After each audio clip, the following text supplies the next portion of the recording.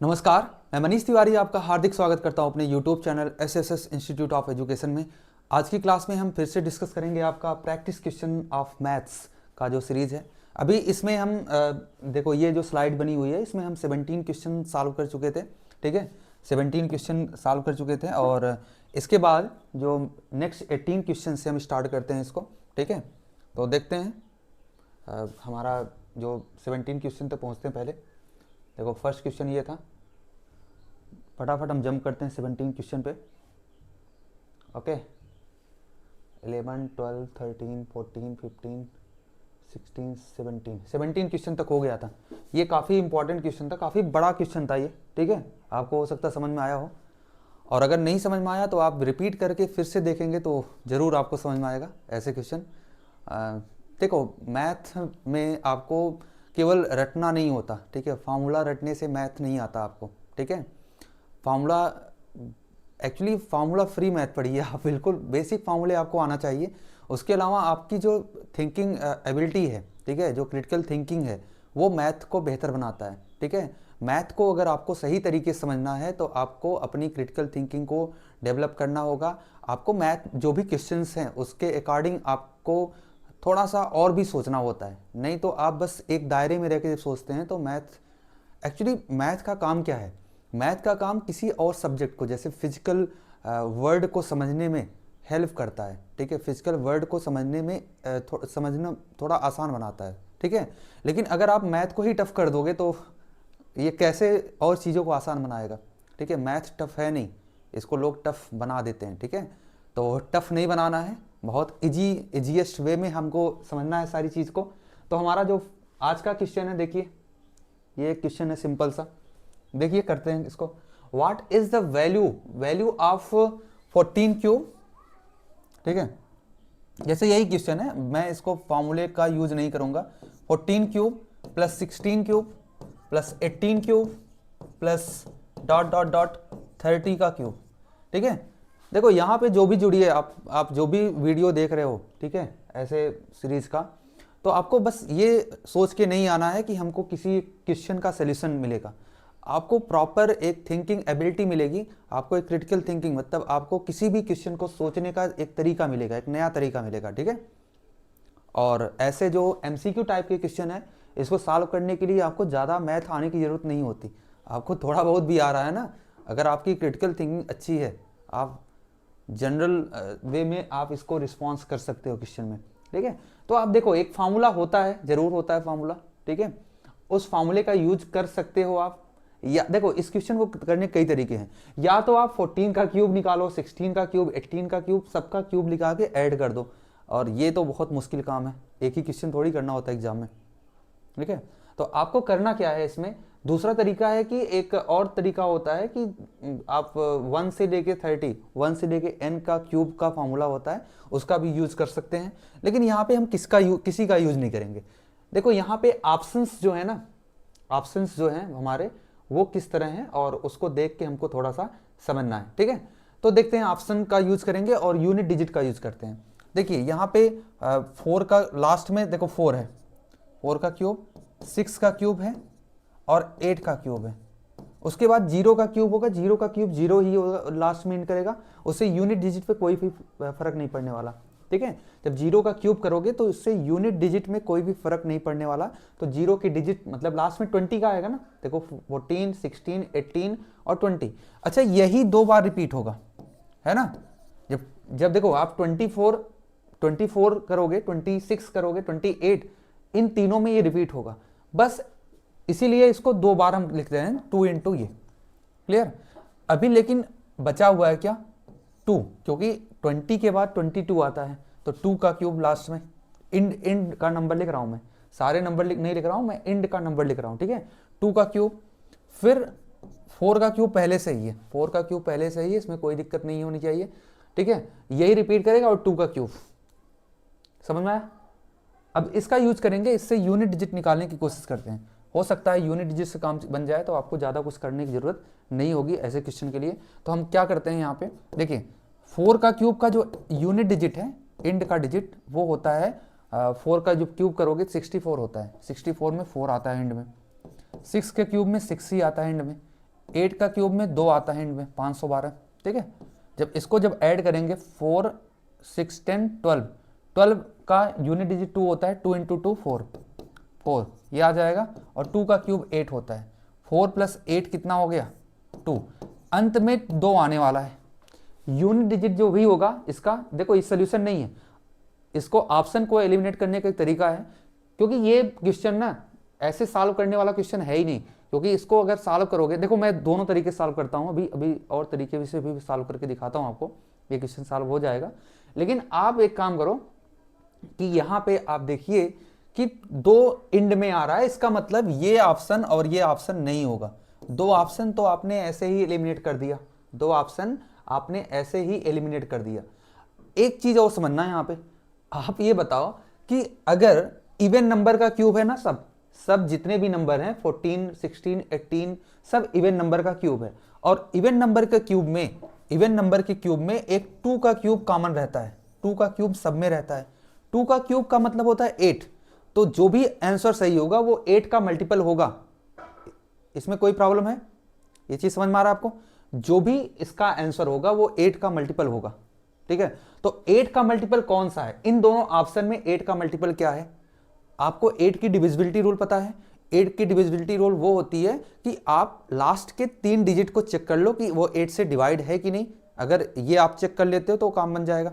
आप इसको देखो 8 से डिवाइड है कि नहीं है, तो 8 8 जा, देखो 8 8 जा होता है, ठीक है, 8 8 जा 64 होता है 3, ये 8 से बिल्कुल डिवाइड है। ये क्या 8 से डिवाइड है? तो आप कहोगे नहीं डिवाइड, 8 से डिवाइड नहीं है, इसका मतलब ये भी आंसर सही नहीं होगा, तो ये ऑप्शन बिल्कुल करेक्ट है।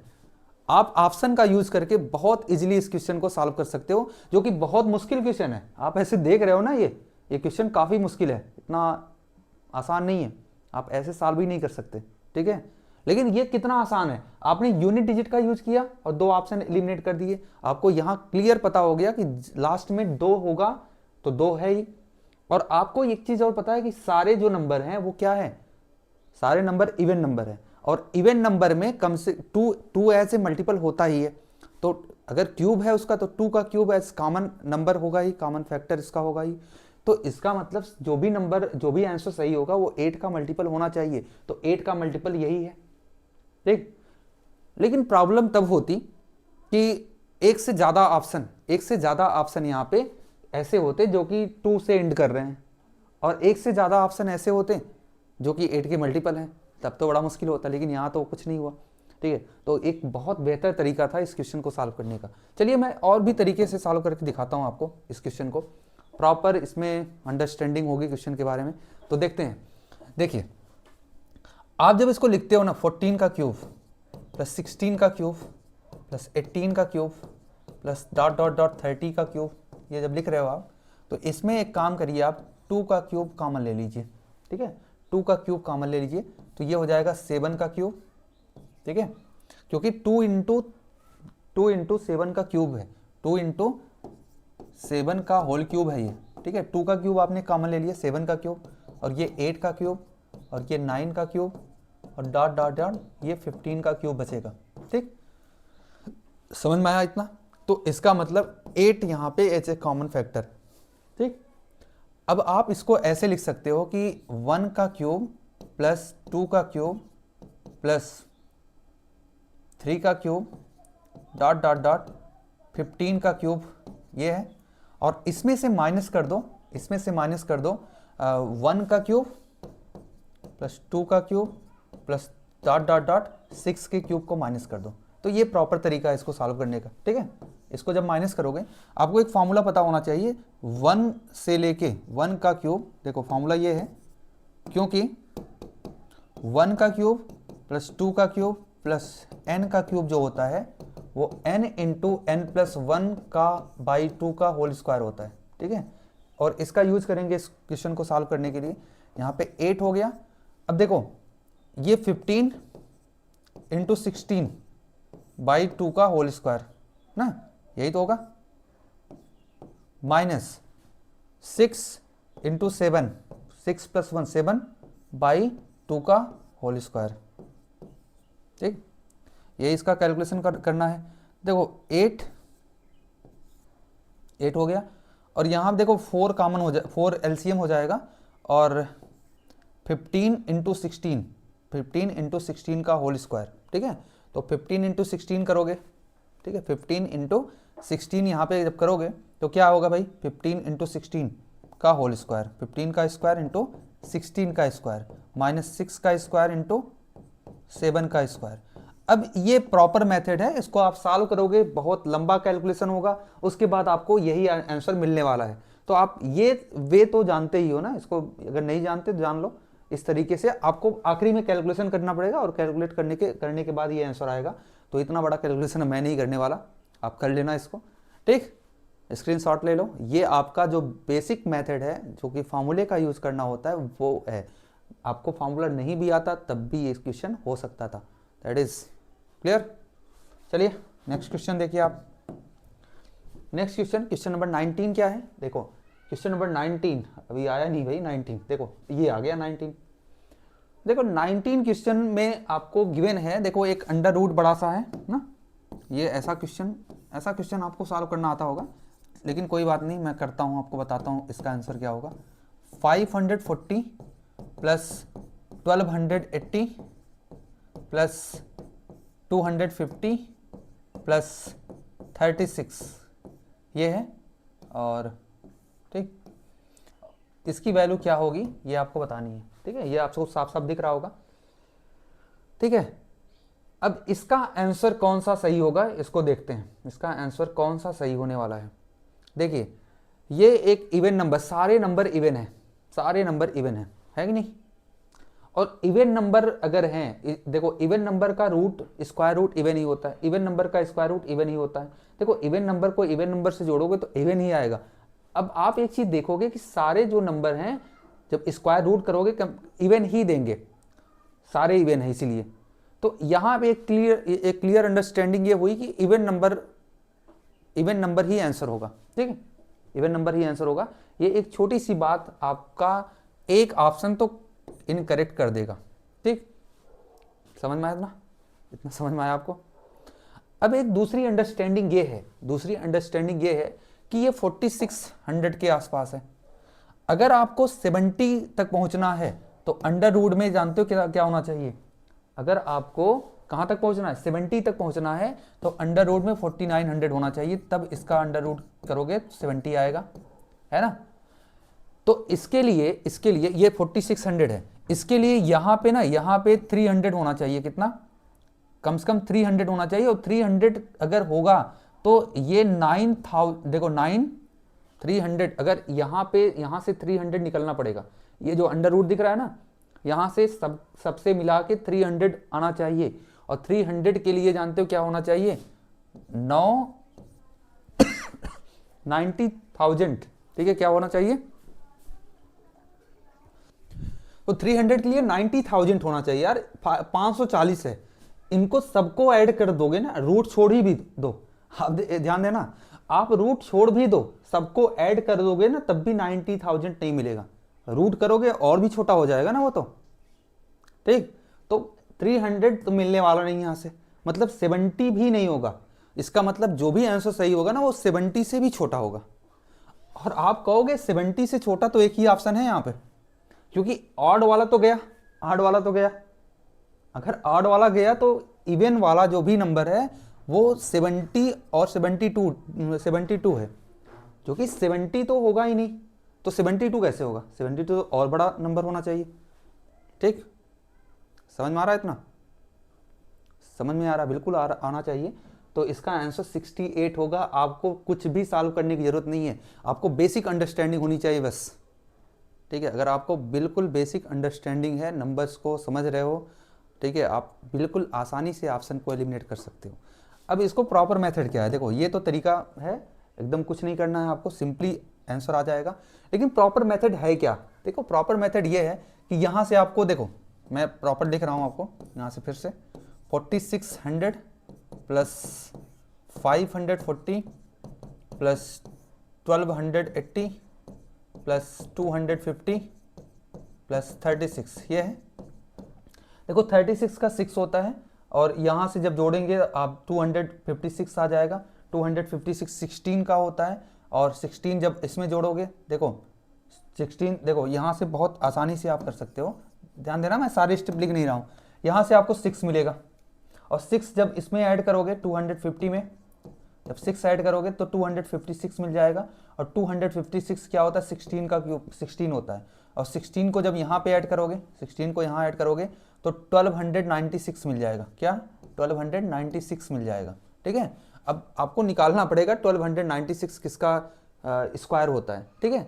तो आप कहोगे 1296 किसका स्क्वायर होता है, 540 से 576 पहुंचना है, तो आप कहोगे 36 का स्क्वायर होता है। कितना, 36 का स्क्वायर होता है। आप देख लेना ये 36 का स्क्वायर होता है, 36 का, तो इसका मतलब इसका 36 आ जाएगा।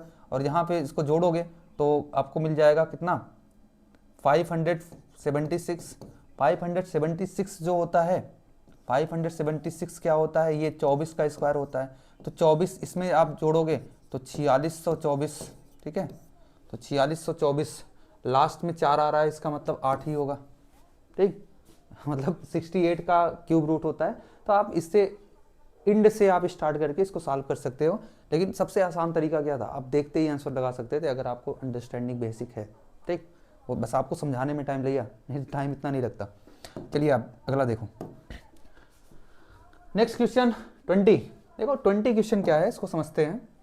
कि यहाँ पे पूछा है कि 3y square plus x square plus Z square divide by 2y square minus x Z की वैल्यू क्या होगी, ठीक। ये क्या होगी इसको बताना है, ठीक। और यहाँ पे एक चीज दिया है कि x plus y plus z equal to 0, if x plus y plus z equal to 0, ठीक। तो करें इसको, ठीक। समझ में आ रहा है क्या करना है। चलो देखो इसको भी आसानी से ही करते हैं, कोई बहुत टफ नहीं है। आप हाँ, हर क्वेश्चन का सलूशन आसान ही होता है ना। देखो आप एक काम करो ना, आपको एक वैल्यू देखो, जब भी क्वेश्चन कैसे आया ना, वेरिएबल टू कांस्टेंट, आपके जो ऑप्शन है वो कांस्टेंट में है और जो क्वेश्चन है वो वेरिएबल में है, तो आप कोई भी वैल्यू पुट कर सकते हो। ऐसी वैल्यू पुट करोगे जहां पे सेटिस्फाई करेगा। तो आप एक काम करो, आप एक्स वाई जेड किसी को 0 कर दो किसी को 0। तो मैं z को 0 मान ले रहा हूँ, z को मान ले रहा हूँ 0, और x को 1 मान रहा हूँ, y को -1 मान रहा हूँ। ये हमने वैल्यू पुट कर दी, ठीक है। आप अपने हिसाब से कोई भी वैल्यू पुट कर दो, कोई दिक्कत नहीं है, आंसर वही आने वाला है, ठीक है। आप पुट करके देख लेना अलग अलग वैल्यू, बस सेटिस्फाई करनी चाहिए। सबको 0 नहीं कर सकते, क्योंकि सबको 0 कर दोगे ना अनडिफाइंड का केस बन जाएगा, सबको 0 नहीं कर सकते। आपको किसी एक को 0 कर दो, किसी एक को आप 2 और -2 मान लो, 3 और -3 मान लो, तब भी कोई दिक्कत नहीं है, आपको आंसर सेम मिलने वाला है। हमने 1 और -1 मान लिया, ठीक। अब y की जगह पे -1 है तो ये हो जाएगा 3 प्लस 1, ये तो 0 है। ये y की जगह पे -1 है तो 2, ठीक है 2, और ये 0 हो जाएगा, z 0 है तो ये भी 0, तो 4/2 कितना होता है 2। इसका आंसर सीधा आंसर 2 आ जाएगा, कुछ भी नहीं करना है। आप कुछ और मान के देखो तब भी 2 ही आएगा, ठीक। चेक करा दूं क्या आपको, मान के देखो, बिल्कुल चेक कर लो भाई, भरोसा होना चाहिए, ठीक है। भरोसा नहीं है तो देखो, भरोसा अगर नहीं है तो मैं कुछ और मान के दिखा दे रहा हूँ आपको, ठीक। तो देखिए क्या मानते हैं, कुछ और मान लें भाई, आप कह ही रहे हो तो कुछ और मान लेते हैं। इसको 0 ही मानो, इसको 2 -2 मान लो, इसको 2 मान लो। अब देखो यहाँ पे क्या मिल जाएगा आपको, 3 × 2 का स्क्वायर 4 प्लस 2 का स्क्वायर 4, यहाँ से 2 × 2 का स्क्वायर 4, और ये जेड है, यहाँ भी जेड का टर्म है तो ये 0 ही हो जाएगा। तो ये 12 4 16 हो गया और ये 8 हो गया, 16/8। तो अब जो मर्जी वो वैल्यू मानो, बस सेटिस्फाई होना चाहिए। जब भी वेरिएबल टू कांस्टेंट का केस हो तो आप प्रॉपर्ली सॉल्व कर सकते हो। दूसरा तरीका है कि आप वैसे भी सॉल्व कर सकते हो, कोई बड़ी बात नहीं है, ठीक है। आप उसको करने की कोशिश करना खुद से, और कमेंट सेक्शन में आप जरूर दिखाना कैसे आपने सॉल्व किया है, ठीक। चलो क्वेश्चन नंबर 21 पे आते हैं। देखो क्वेश्चन नंबर 21 क्या है कि a + b/c, ठीक है, a + b/c की जो वैल्यू है वो 6/5 है, b प्लस सी बाई ए की जो वैल्यू है वो 9/2 है। ठीक है, तो आपको बताना है कि a plus c by b की वैल्यू क्या होगी। ठीक है, ये बताना है। देखो ऐसे क्वेश्चन को सॉल्व कर सकते हैं के वो मान के x मतलब x के ये सब मान के रेशियो निकाल के कर सकते हैं। जैसे हम कह सकते हैं a प्लस बी और c का रेशियो 6/5 है, तो a प्लस बी की वैल्यू 6x हो जाएगी, c की वैल्यू 5x हो जाएगी। इसी तरह a की वैल्यू 2x है तो 2x रखेंगे, तो इस तरह से सॉल्व हो जाएगा ना। ठीक है, सॉल्व तो हो जाएगा, लेकिन कुछ और सोचें। ठीक है, नहीं समझ में आ रहा है? मैंने क्या बोला कि भाई देखो रेशियो में आप यही करते हो ना, जैसे आपसे बोला कि x और y का जो रेशियो है वो 6:5 है, तो x को हम मान लेते हैं 6a, y को मान लेते हैं 5a। इस तरह से मान के हम कर लेते हैं क्वेश्चन। तो यहाँ भी ऐसे ही है, बस प्लस में है और कुछ नहीं है, वो आसान है। लेकिन एक काम करते हैं ना, कुछ और करते हैं। काम ये करते हैं, जब भी आपको ना जो भी रेशियो में दिया है वो सेम है। ठीक है, जो भी आपको रेशियो में दिया है सेम है। जैसे एग्जांपल के लिए मतलब उनका सम सेम है। जैसे ये क्या है, ये तीनों मिला के a प्लस बी प्लस सी है ना। ये तीनों मिला के क्या है, a प्लस बी प्लस सी है, अगर तीनों को मैं ऐड करूं। ठीक, और यहां भी देखो b प्लस सी प्लस ए, यहां भी तो a प्लस बी प्लस सी आ रही है, तीनों को ऐड करूं तो अगर तीनों को ऐड करूं और रेशियो में जो दिया है वो भी देखो, आप देखो क्या है, 6 + 5 11 है, यहां भी 11 आ रहा है।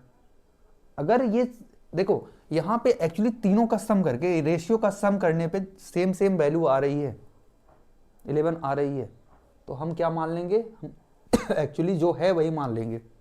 अगर नहीं 11 आता तो 11 बना मतलब तो हम रेशियो को सही बना लेते, एलसीएम वगैरह लेके बना लेते। ठीक है, तो यहाँ पे हम क्या करेंगे, डायरेक्टली हम मान लेते हैं, कोई गलत नहीं होगा ये। हम सी को मान लेते हैं 5, ए को मान लेते हैं 2, और अगर a प्लस बी 6 है तो b की वैल्यू हम मान लेंगे 4। ठीक है, b की वैल्यू 4 हो जाएगी, है ना। a इधर जाएगा तो b की वैल्यू 4 हो जाएगी। तो आपको a प्लस सी, a की वैल्यू कितनी थी 5, प्लस c की वैल्यू कितनी थी, नहीं a की वैल्यू 2 थी, c की वैल्यू 5 थी, 5 और b की वैल्यू 4 थी, तो 7/4। तो आंसर क्या आएगा, 7/4। ठीक, रेशियो अगर सेम है तो ऐसे हम कर सकते हैं। ठीक है, रेशियो देखो a प्लस बी प्लस सी लेंगे, यहाँ पे 11, यहाँ भी देखो सेम वही ले रहे हैं, यहाँ भी 11 आ रहा है, तो ऐसा हम मान सकते हैं। ठीक, 22 देखो, 22 क्या है, 22 x y and z are real number. ठीक है, x y z are real number, तो x cube plus y cube plus z cube की वैल्यू है 13। ठीक, और x plus y plus z की वैल्यू है 1। तो आपको बताना है x y plus y z plus z x की वैल्यू बतानी है। ठीक, तो देखो ऐसे क्वेश्चन के लिए आप एक काम करो ना, जैसे दो इक्वेशन दिया है और वेरिएबल कितने हैं, 3। इक्वेशन 2, वेरिएबल 3, ये तो बड़ा नाइंसाफी है। ठीक है, जैसे गब्बर सिंह कहता है ना, जो बंदूक है उसमें गोलियां हैं 5, आदमी कितने हैं 3, तो 2 गोली फायर कर देता है वैसे ही। तो यहाँ पे भी ऐसे ही करो। देखो इक्वेशन यहाँ पे 2 है, वेरिएबल 3 है, तो किसी एक वेरिएबल को आप कुछ भी मान लो। देखो ये निकालना है, ये इक्वेशन नहीं है, ध्यान देना इस चीज़ को, ये इक्वेशन नहीं है। तो यहाँ पे मैं z को मान लेता हूँ 0, z को मैं मान लिया 0। ठीक है, z को 0 मान लिया यहाँ पे। ठीक, तो z यहाँ पे सिर्फ चला जाएगा, जो हमारा एक्सप्रेशन है अब क्या रह गया, अब तो x cube plus Y cube की वैल्यू 13 है, और x प्लस वाई की वैल्यू 1 है, और x y plus y z की वैल्यू आपको फाइंड आउट करनी है। नहीं, x y plus y z भी नहीं, जब जेड आपने 0 माना है तो एक्स वाई की वैल्यू ही आपको फाइंड आउट करनी है, केवल आपको एक्स वाई ही निकालना है। ठीक है, समझ में आया आपको, क्वेश्चन छोटा बन गया आपका। ठीक, अब देखो इसको निकालने के लिए ना आप एक काम करो, क्या काम करना है, बहुत आसान है। आप x cube plus Y cube की जो वैल्यू होती है क्या होती है, आप कहते हो कि X cube plus Y cube equal to X plus Y का whole cube minus 3xy into X plus Y, यही तो होता फॉर्मूला। अब देखो यहाँ पे ना, यहाँ पे आपको ये पता है 13 लिख दिया, यहाँ पे x प्लस वाई पता है 1, 1 का क्यूब 1 ही होता है, -3xy और xy की वैल्यू 1 है, तो 1 का मतलब 1, ये इस साइड जाएगा तो 12 equal to -3xy। It means जो xy है इसकी वैल्यू हो जाएगी -4, ठीक है, xy की वैल्यू -4 हो जाएगी, नहीं xy की वैल्यू -4 हो जाएगी, बिल्कुल होना चाहिए ऐसे, लेकिन ऐसा कुछ आ नहीं रहा है। इसका मतलब हमने ऑप्शन ही कहीं ना कहीं गलत रखा है, ठीक है, ऑप्शन गलत नहीं रखा है। एक चीज़ और मेंशन था यहाँ पे यार, ऐसा नहीं कर सकते यहाँ पे इस क्वेश्चन में ऐसा नहीं कर सकते, क्यों? क्योंकि हमको 3 वेरिएबल दिया है यार, ठीक है एक चूक हो गई यहाँ पे, तभी आंसर गलत आ रहा है। यहाँ पे एक चीज़ और दिया है, इसको मैं ध्यान ही नहीं दिया, देखो ये भी दिया है, ठीक, तो ये भी दिया है, तो हम ऐसे नहीं कर सकते ना कि तीनों वेरिएबल्स, 3 इक्वेशन दिया है, 3 वेरिएबल दिया है, तो हमको प्रॉपर सॉल्व करना पड़ेगा इसको, ठीक, गलत कर दिए, तो कोई बात नहीं, इसको देखा नहीं भाई, ठीक। देखिए अब इसको ना सॉल्व करते हैं, तो एक फार्मूला होता है x³ + y³ + z³ -3xyz equal to x + y + z और x² + y² + z² -xy + yz + zx, ठीक है, इसको मैं ब्रैकेट में रख देता हूँ, ये इस तरह का फार्मूला होता है, ठीक है। अब इस फार्मूले में आपको इसकी वैल्यू दिया है 13 और इसकी वैल्यू दिया है 1, ये x y z की वैल्यू दिया है 1 और x + y + z की वैल्यू दिया है 1, ठीक है 1, और आपको x² + y² + z² नहीं पता है, ये नहीं पता है, और ये तो निकालना ही है, xy + yz + zx, इसको निकालना ही है, ठीक है, तो यही आपको करना है, ठीक है। तो एक काम करते हैं, एक फार्मूला और होता है, उस फार्मूले का यूज करेंगे, क्योंकि मतलब कुल मिला के आपका जो क्वेश्चन यहाँ तक है, क्योंकि एक फार्मूला ये होता है कि x + y + z का जो स्क्वायर होता है वो बराबर होता है किसके, x² + y² + z² + 2 × xy + yz + zx के बराबर होता है, ठीक है। यहाँ से हम इसकी वैल्यू निकाल सकते हैं, और इसकी वैल्यू क्या होगी, ठीक है, जो इसकी वैल्यू होने वाली है, इसकी x² + y² + z² की वैल्यू जो होने वाली है वो क्या होगी, देखो 1 है, 1 माइनस, ठीक है 1, ये इस साइड जाएगा 1 - 2 × xy + yz + zx होने वाली है। अब यही पुट कर देंगे, ठीक है, यही हम इसकी जगह पे पुट कर देंगे। तो देखो ये जो है ना, इसकी वैल्यू क्या था, देखो 1 तो हट जाएगा, तो इसकी वैल्यू क्या था, अभी हमने निकाला 1 - 2 यही था, तो ये भी ऐड कर देंगे तो 3 हो जाएगा, 3 × xy + yz + zx ऐसा हो जाएगा। और इसकी वैल्यू कितनी है, 13 - 3 10 है, 13 - 3 10 है, ठीक है 10, तो it means 3 × xy + yz + zx की जो वैल्यू होगी माइनस में, और ये इस साइड जाएगा 9, ठीक, 1 इस साइड जाएगा तो 9 हो जाएगा, तो xy + yz + zx की जो वैल्यू होगी वो 9/-3 होगी, जो कि होता है -3, ठीक है, तो इसका आंसर -3 आएगा, ठीक। देखो पहली बार जो मिस्टेक हुआ था उसमें मिस रीडिंग हो गई थी, इसको हमने रीड नहीं किया, ठीक है, अगर ये नहीं दिया होता तो वही आंसर आता, आपको प्रॉपर सॉल्व करने की जरूरत नहीं थी। यहाँ पे 3 इक्वेशन है, 3 वेरिएबल हैं, तो आपको प्रॉपर सॉल्व करने की जरूरत पड़ेगी, ठीक। चलो देखिए क्वेश्चन नंबर नेक्स्ट, आज काफ़ी अच्छे क्वेश्चन है क्या, बड़े बड़े, हाँ ये क्वेश्चन काफ़ी अच्छा लग रहा है मुझे। देखो क्या करते हैं इसको, देखो ये क्वेश्चन a³ + 3a² + 9a है इक्वल टू 1 है, ठीक 1 है, तो यहाँ पे 3/a है और a³ है, ये सब निकालना है आपको, ठीक, तो इसको निकालना पड़ेगा, कैसे निकालें, कैसे करें, एक काम करते हैं, काम ये करते हैं कि अगर हमको डिवाइड में a चाहिए तो डिवाइड कर दो a से, डिवाइड बाई a से डिवाइड कर दो, तो ये हो जाएगा a², ये हो जाएगा 3a और ये हो जाएगा 9 इक्वल टू 1/a, ये 1/a हो जाएगा, ठीक है। और एक ये 1/a हो जाएगा, यहाँ तक क्लियर है सबको, यहाँ तक क्लियर है।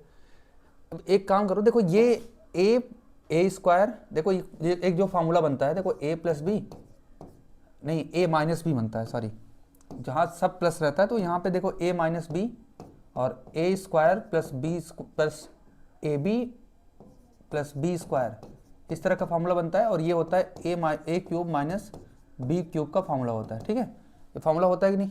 होता है, बिल्कुल होता है। अब देखो ये जो टर्म है ना, ये आप देखो अगर आ रहा है, क्योंकि a प्लस 3 का स्क्वायर है, ये b का स्क्वायर मतलब 3 का स्क्वायर, और यहाँ पे 3 इंटू ए है। ठीक है, बिल्कुल बन रहा है। तो यहाँ पे एक काम करो, अगर a माइनस 3 हमने मल्टीप्लाई कर दिए दोनों साइड से, a माइनस 3 मल्टीप्लाई कर दिया तो a square plus 3a plus 9 बन जाएगा। और यहाँ भी अगर इस साइड हमने मल्टीप्लाई किया तो इस साइड भी a माइनस 3 को मल्टीप्लाई कर दो। क्या किया समझ में आपको?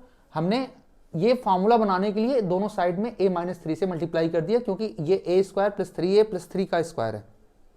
ठीक, और ये बन गया क्या? ये बन गया a क्यूब माइनस 3 का क्यूब, ये बन गया a क्यूब माइनस, देखो a क्यूब मिल गया आपको। और यहां से ना एक चीज और दिख रहा है आपको, ये 1 बाई ए को जब मल्टीप्लाई करोगे तो ए कैंसिल हो जाएगा, यहाँ पे 1 आ जाएगा, और माइनस 3 बाई ए, अरे ये भी मिल गया यार, क्या बात है। तो 3 बाई ए इधर आएगा तो ए क्यूब, और ये इस साइड तो plus 3 by a equal to 1, और ये इस साइड जाएगा तो 27, तो 28 आ जाएगा। आपकी जो वैल्यू है ए क्यूब प्लस 3 बाई ए की जो वैल्यू है वो 28 आ जाएगा। ठीक, ये एक लॉजिकल क्वेश्चन था, ठीक है, आपको क्वेश्चन को बदलना था ना, बदल के कुछ ना कुछ करेगा, नहीं तो ऐसे होगा ही नहीं, मुश्किल क्वेश्चन था ये। चलिए क्वेश्चन नंबर 24, देखो 24 क्या है इसको समझते हैं। क्वेश्चन नंबर 24 क्या है, जैसे p की वैल्यू आपको गिवन है 7 प्लस 4 रूट 3, p की वैल्यू गिवन है, और q की वैल्यू गिवन है कुछ भी, हाँ pq की वैल्यू गिवन है, pq की वैल्यू 1 है।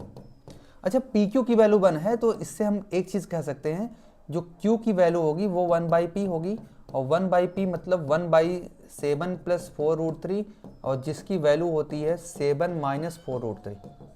ये समझ में आया होगा आपको, q की वैल्यू आ गई आपको। नहीं, यहाँ पे जो निकालना है ना उसको ध्यान से देखो, तो 1 by P by 1 by Q square. अच्छा q की वैल्यू 1 बाई पी है कि नहीं? क्या मैं ऐसे भी लिख सकता हूँ कि p की वैल्यू भी 1 बाई क्यू है? बिल्कुल लिख सकता हूँ यहाँ से। तो 1 बाई पी की वैल्यू क्या है? 1 बाई पी की वैल्यू q है, तो इसको क्यू स्क्वायर लिख दें। 1 बाई क्यू की वैल्यू p है, इसको हम p का स्क्वायर लिख दें। क्या इसमें कोई डाउट है किसी को? नहीं है। ठीक, समझ में आया? समझ में आया?